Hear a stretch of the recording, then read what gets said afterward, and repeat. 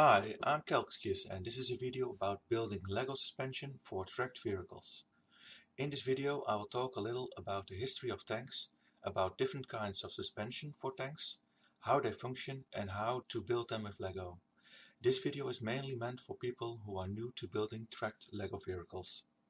I am focusing on tank suspensions simply because that is what I've built so far. First, a bit of history.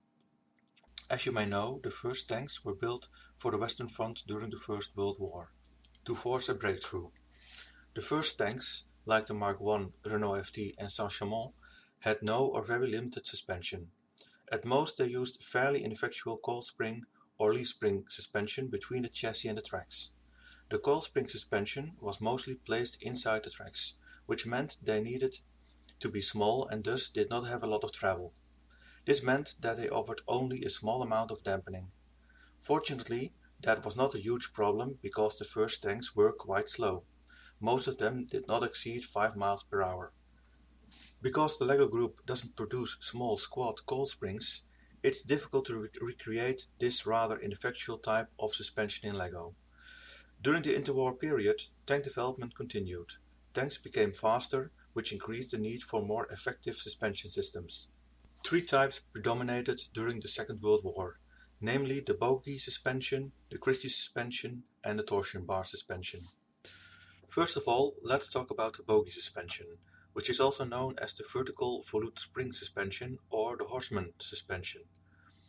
These types of suspension worked very similarly. They were mostly used during the 30s and early 40s in American, British and Italian vehicles. Well-known examples are the M3 Lee and the M4 Sherman. With this type of suspension, some of the dampening is created by the balancing of two linked road wheels. This type was further refined by adding a horizontal spring on top of the bogie.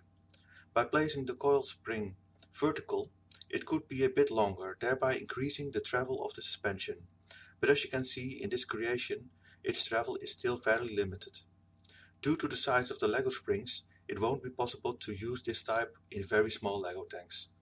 On the other hand, this type of suspension takes up no space inside the hull, which makes it very well suited for creations which have a lot of other mechanisms inside the hull. The second type of suspension that I would like to talk about is the famous Christie suspension, which was invented by John Walter Christie and can be found on iconic Second World War tanks like the T-34 and the Cromwell. It was initially intended for fast light tanks. With this type of suspension, the placement of the springs is such that longer springs can be used, usually placed inside the hull. Due to its longer travel and progressive springs, the ride is relatively smooth, even at high speed. The drawback of this type of suspension is the amount of space it takes up inside the hull. This is the suspension type I have used most often in my mocks. Here you can see two examples of a Christie-like suspension.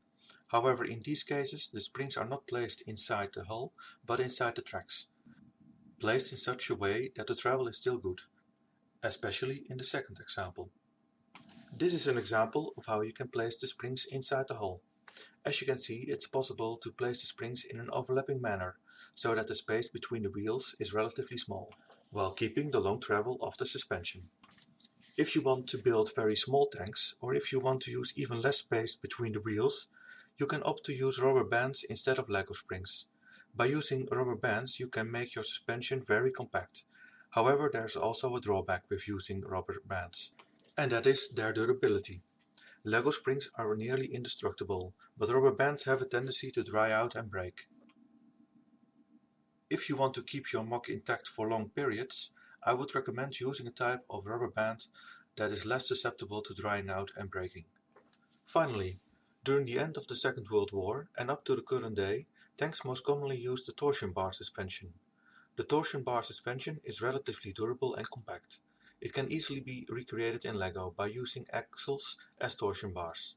Personally, I've never used this type of suspension because, for one, I really like to work with Lego springs, but also because I don't know if long use as torsion bars will damage the Lego axles. I've created two examples to show how they work. The first example is very basic. As you can see, the axles pass through and move freely on one side of the hull and are fixated to the opposite side of the hull. By twisting the torsion bar, it works like a spring.